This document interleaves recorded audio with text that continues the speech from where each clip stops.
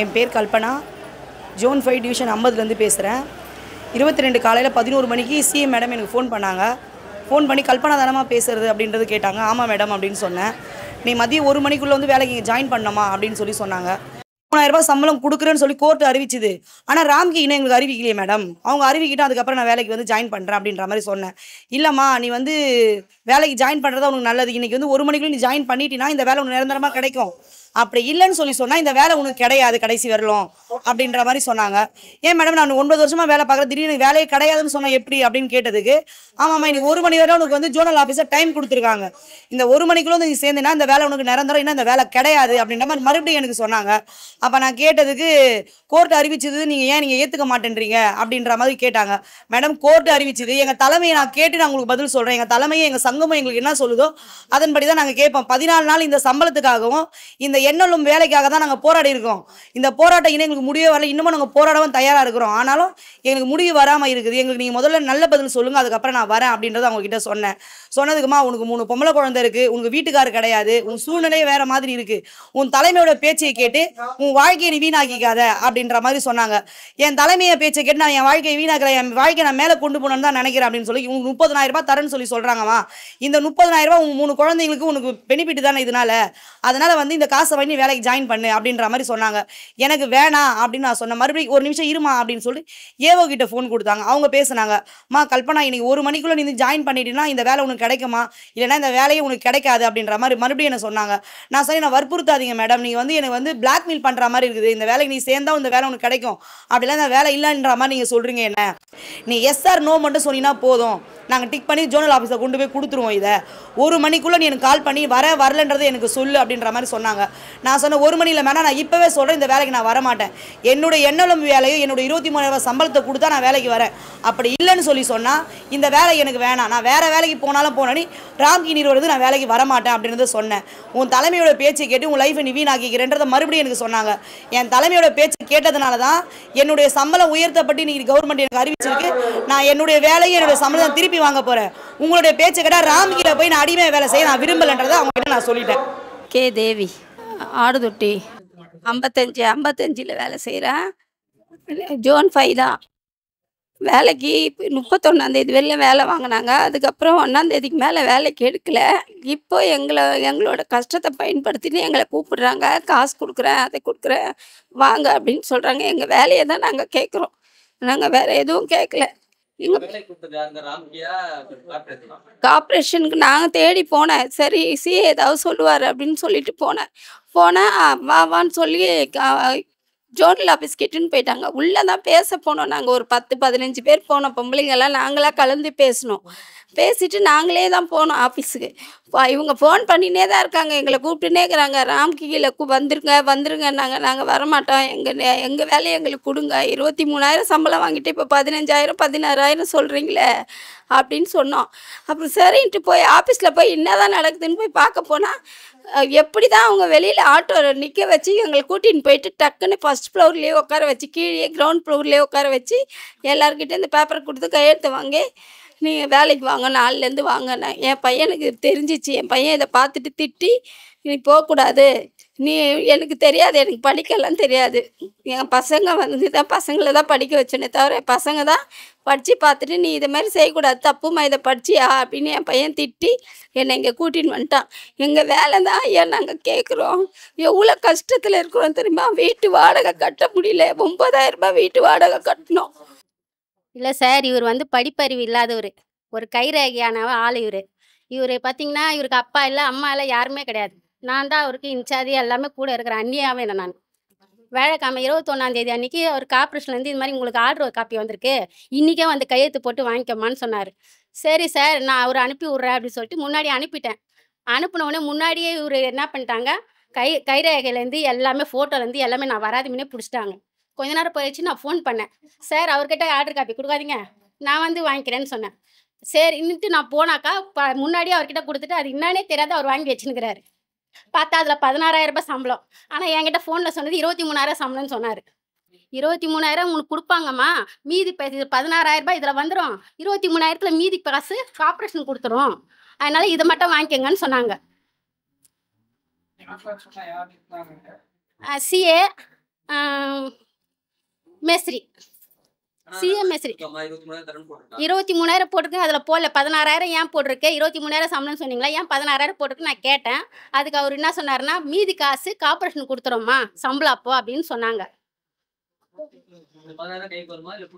இல்லை, இந்த 16,000 கொடுத்துட்டு அதுலேயே பிடிப்பு பிஎஃப் எல்லாம் போயிடும் பிறகுது. இதுதான் அவருக்கு தெரியாது. அவருக்கு தெரியாத இவர் வாங்கிட்டு இருக்கிறாரு. மீதி காசு போட்டு போகவே இல்லை. மண்டல் 5 வேலை செய்கிறேன், 54 வார்டு. அவங்க கூப்பிட்டு ஒரு 10 நிமிஷத்தில் வந்துருப்பா, உனக்கு ஆட்டோ காப்பி 23,000 சம்பளம் தரேன்ட்டு போட்டு இதில் 19,000 போட்டுருக்க சம்பளம். நான் போய் கேட்டதுக்கு அது பின்னாடியே வரம்பா, ஃபஸ்ட்டு நீ வேலை செய்யி, இதெல்லாம் பிரச்சனை ஒன்றும் வராது, ஆட்டோ காப்பி வாங்கிக்கோ கையில். அதை நான் படிக்கவே இல்லை. அவரே கையத்தை போட்டு அவரே போட்டு கவுன்சிலர் ரூம் போப்பா, அங்கே பார்த்துப்பாங்க நான். சார் போன பிறகு எடுத்து கொடுத்துறாங்க கையில் எடுத்து கொடுத்து நீ 1ஆம் தேதி ஜாயின் பண்ணிக்கோ அப்படின்னு சொல்லிட்டாரு. நான் வேலை செய்யலை ஒரு நாள் கூட. நான் மாநகராட்சியில் தான் வேலை செய்யணும். நான் 15 வருஷம் மாநகராட்சியில் தான் கஷ்டப்பட்டுருக்கேன். எங்களுக்கு 23,000 சம்பளம் வரும், இல்லை நிரந்தரம் பணி வேணும். என்இஎம் தொழிலாளியாக 15 வருஷம் வேலை செஞ்சுட்டு வரோம். இதில் விஷயம் என்னென்னா, 7ஆம் மாதம் 31ஆம் வரைக்கும் வேலை இருந்தது. 8ஆம் மாதம் 1ஆம் தேதியிலேருந்து வேலை இல்லைன்னு சொல்லிட்டு நீக்கப்பட்டு இந்த தொழிலாளரில் போராடிட்டு வரோம் உழைப்போர் உரிமை இயக்கத்தின் மூலமாக.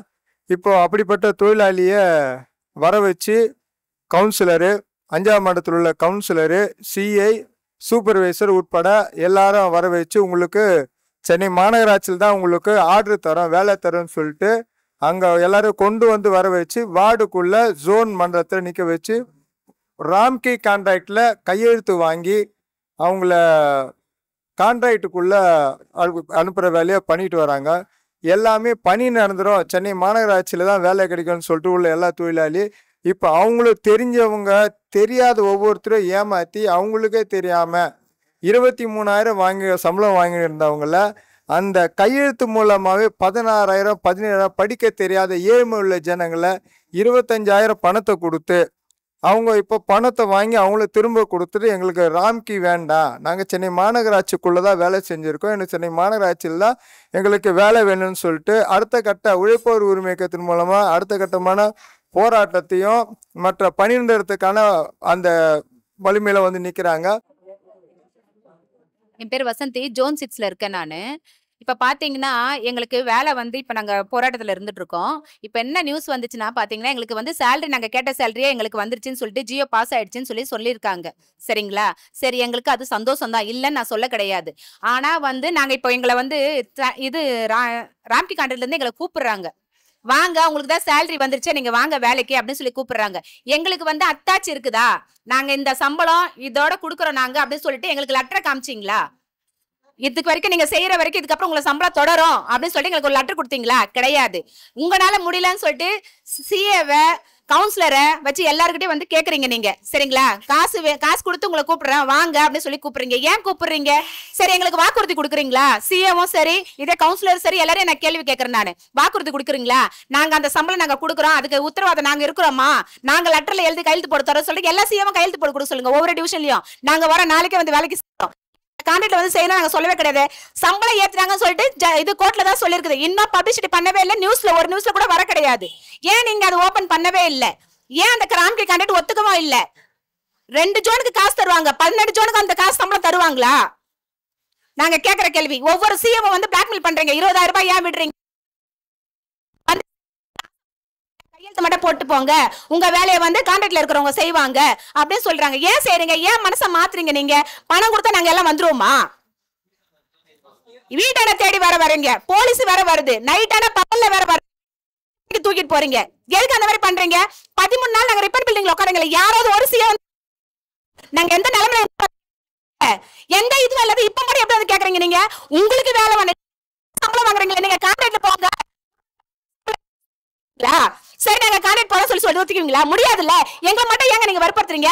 பேச வேணான்றீங்க, பேட்டி கொடுக்க வேணான்றீங்க, எங்களை பார்க்கவே வேணான்றீங்க, ஊரை விட்டு ஒளிஞ்சிட்டாருன்றீங்க, பணப்பட்டி வாங்கிட்டாருன்றீங்க. ஒன்ன ப்ரூவ் பண்ணுங்க, நீங்க பணப்பட்டி வாங்கிட்டாரு ஒளிஞ்சிட்டாருன்னு சொல்லுங்க பாக்கலாம். எங்க தோழர் எங்க கூட தான் நிக்கிறாரு, நாங்களும் அவங்க கூட தான் நிப்போம். 13 கேஸ் இல்ல 16 கேஸ் போல நாங்க அவர் கூட உறுதுணையா நிப்போங்க. நீங்க எல்லாத்துக்கும் அவர் ஒளிஞ்சிட்டாரு எல்லாம் ஒண்ணு சொல்லாதீங்க. என் பேர் ஜோதி, 5வது மண்டலத்துல இருந்து பேசுறேன். இப்போது 13 நாள் நாங்கள் போராட்டம் பண்ணியிருக்கோம். இந்த 13 நாளும் எந்த சிஏவும் எந்த அதிகாரியும் எங்களை வந்து திரும்பி கூட பார்க்கல. இப்போது 13 நாளுக்கு போராட்டம் அப்புறம் இப்போ எல்லா சூப்பர்வைசரு சிஏ எல்லாரையும் மிரட்டி 25,000 30,000 50,000 கொடுக்குறேன், வேலைக்கு வரீங்களா, இன்னியோட லாஸ்ட்டு 2 மணியோட லாஸ்ட்டுன்னு எல்லா தொழிலாளிகள் எல்லாரையும் மிரட்டுறாங்க. எங்களுக்கு வரத்துக்கு விருப்பம் இல்லை. நாங்கள் 13 நாள் போராட்டம் பண்ணோம். இந்த ராம்கியில் சேர்றதுக்காக நாங்கள் 13 நாள் போராட்டம் பண்ணோம். இதை ரத்து செய்யணும், ராம்கி வானா, நாங்கள் NULM தொழிலாளியை நாங்கள் செய்கிறோன்றதுக்காக தான் நாங்கள் 13 நாள் போராட்டம் பண்ணுறோம். இப்போ வந்து ராம்கியில் வந்து சேருங்க, ராம்கியெல்லாம் வந்து எல்லாம் தோத்துட்டீங்க, நீங்கள் வாங்கன்னு சொன்னால் நாங்கள் எப்படி வருவோம்? ராம்கி சொன்னாரா இல்லை அறிவிச்சாரா? ராம்கி 1000 ரூபாய் நான் சம்பளம் தரேன், எல்லாரும் வந்து சேருங்கன்னு சொன்னாரா? சொல்லவே இல்லையே. நீங்கள் பேசி முடிவெடுன்னு தானே சொன்னார். அதுக்குள்ளே நாங்கள் ராம்கி அவங்க சம்பளம் தருவாங்க வாங்கன்ட்டு ஜனங்க மனசெல்லாம் கழிச்சிட்டு எல்லாரையும் மிரட்டுறாங்க. வீட்டாண்ட போய் கூட மிரட்டுறாங்க, வரீங்களா வரமாட்டிங்களான்னு கவுன்சிலர் மூலிமா போய் மிரட்டுறாங்க. இது ஏன் எங்களை மிரட்டுறாங்க எதுன்னு தெரில. எங்களுக்கு குரல் கொடுக்குற ஒரே ஆள் உழைப்பார் உரிமை இயக்கம் மாநில தலைவர் பாரதி தோழர், அவர் ஒண்டி தான். அவரையும் அரசியல் என்ன பண்ணியிருக்காங்க, அரசாங்கம் உயர் நீதிமன்றம் மூலமா அவரை பேட்டி கொடுக்கக்கூடாது, இவங்களுக்காக நீ பேசக்கூடாது, எந்த இதுலயும் மைக்க பிடிக்கக்கூடாது, இவங்களுக்கு குரல் கொடுக்கக்கூடாதுன்னு சொன்னா அப்ப நாங்க யாருக்கிட்டங்க நாங்க முறையிட போறோம் சொல்லுங்க? அவரே எங்களுக்கு இல்லை, யாருக்கிட்டப்ப நாங்க முறையிட போறோம்? எங்களுக்கு அவ்வளவு தைரியம் இருக்குதா? உங்களை எதிர்த்து பேச எங்களுக்கு தைரியம் இருக்குதா சொல்லுங்க? தைரியத்தை வர வைக்கிறத நீங்க தான். ஆனா நாங்க கேட்டதை எங்களுக்கு செஞ்சீங்கன்னா நாங்க ஏங்க வேலைக்கு வர மாட்டோம்? நாங்க கேட்டது என்ன? நாங்க NULM லேபராக போகிறோம், NULM ஸ்டாஃபாக போகிறோம், எங்கள் சம்பளத்தை எங்களுக்கு கொடுங்க, இல்லை எங்களுக்கு பணி நிரந்தரம் பண்ணுங்கன்னு தான் நாங்கள் கேட்குறோம். அதுவும் இல்லை, இங்கே எங்களுக்காக குரலை கொடுக்குறையும் தடுத்து நிறுத்திருக்கீங்க. மேடையிலையும் பேசக்கூடாது, அவங்கக்கிட்ட குரலும் கொடுக்கக்கூடாது, அவங்க சந்தித்து பேசக்கூடாது அப்படின்றீங்க. அப்போ நாங்கள் அவர்கிட்ட பேசக்கூடாதா? எங்களுக்காக எங்களோட வாழ்க்கைக்காக அவர் போராடுறாங்க, அவரே பேசக்கூடாதுன்னா அப்போ யாருங்க எங்களுக்காக பேசணும்? நீங்கள் சொல்லுங்கள், யார் பேசணும்? அரசியலில் ஒருத்தங்க பேசுகிறாங்களா? சென்னை மாநகராட்சியில் அதிகாரிங்க ஒருத்தங்களாவது எங்கள் பக்கம் உங்களுக்கு நியாயமான கோரிக்கைன்னு சொல்கிறாங்களா? இல்லையா? எல்லாருமே போய் 16,000 ரூபாய்க்கு ராம்கிக்கு போங்க போங்க போங்கன்னு சொல்கிறாங்க. ராம்கியில் என்ன வரோங்க? அவர் போட்டது என்னங்க? 565 ரூபாய் சம்பளம், அதுதான் என்னால் கொடுக்க முடியும்னு சொல்கிறாரு. அப்புறம் 6 மாதம் ட்ரைனிங்னு சொல்கிறாரு. இந்த 6 மாதத்துக்கு அப்புறம் அப்போவும் எங்களுக்கு வேலை செய்ய தெரியலன்னா மறுபடியும் 3 மாதம் ட்ரைனிங்னு சொல்கிறாங்க. அவர் போட்ட இடத்துக்கு தான் நாங்கள் போனோம், அவருக்கு அடிமையாக நாங்கள் வேலை செய்யணும், சம்பளம் இவ்வளோ தான் கொடுக்க முடியும். அப்புறம் 60 வயசுக்கு மேலே நான் வேலைக்கு எடுக்க மாட்டேன், வேலையை விட்டு அனுப்பிச்சுடுவேன் வீட்டுக்குன்னு சொல்கிறாங்க. இந்த 6 மாதத்துக்குள்ளே நாங்கள் வெளியே வேலை சரியாக செய்யலைன்னு எங்களை வேலையை விட்டு வெளியே அனுப்பிச்சிங்கன்னா அப்போ நாங்கள் எங்கெங்கே போகிறது?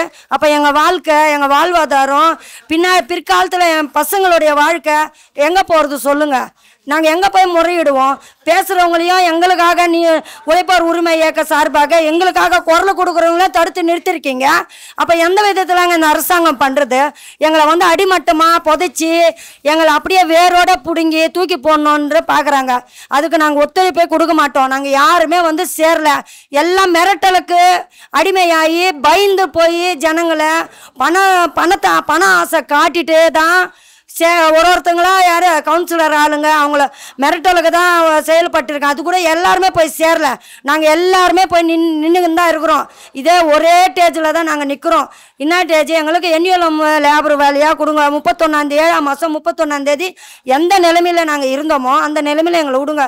இல்லையா எங்களை பணி நிரந்தரம் பண்ணிவிடுங்க. அந்த 2 கோரிக்கை தான் நாங்கள் வச்சுருக்கோம்.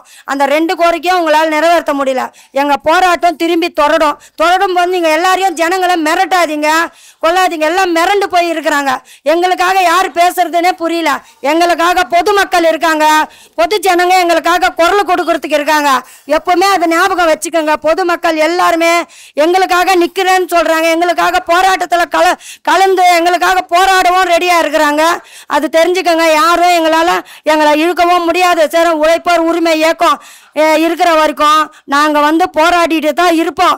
அவங்க மூலிமா நாங்கள் போராடி தான் இருப்போம். அவங்க ஆதரவும் எங்களுக்கு இருக்குது, சட்ட ஆதரவும் எங்களுக்கு இருக்குது, உயர்நீதிமன்றத்தில் பொதுமக்கள் ஆதரவும் எங்களுக்கு இருக்குது. என்றைக்குமே நாங்கள் போராடும், எங்கள் போராட்டம் திரும்பி தொடரும். இப்போ பார்த்தீங்கன்னா இப்போ திங்கட்கிழமைக்கு மேலே எங்களோட போராட்டம் கிட்டத்தட்ட தொடரும். எங்கள் போராட்டம் நிறுத்த மாட்டோம். எங்கள் போராட்டம் எங்களை என்ன தான் அடித்தாலும் சரி, எங்களை கைது செஞ்சாலும் சரி, எங்களை என்ன பண்ணி மிரட்டினாலும் சரி, நாங்கள் எதுக்கும் பயப்பட மாட்டோம், நாங்கள் எதுக்கும் அஞ்ச மாட்டோம். எங்கள் மாநிலத்தில் பாரதி அண்ணனை நீங்கள் பேச்சுரிமையை தடுத்துருக்கீங்க.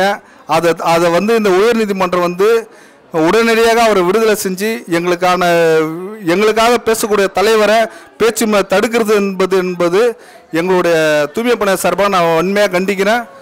இதை வந்து நாங்கள் திங்கட்கிழமைக்கு மேலே தொடர்ந்து போராட்டம் எங்களால் நாங்கள் பண்ணுவோம். கண்டிப்பாக நாங்கள் நிச்சயம் பண்ணியிருப்போம். எங்களோட வாழ்வாதாரம் பாதிக்கப்படும் போது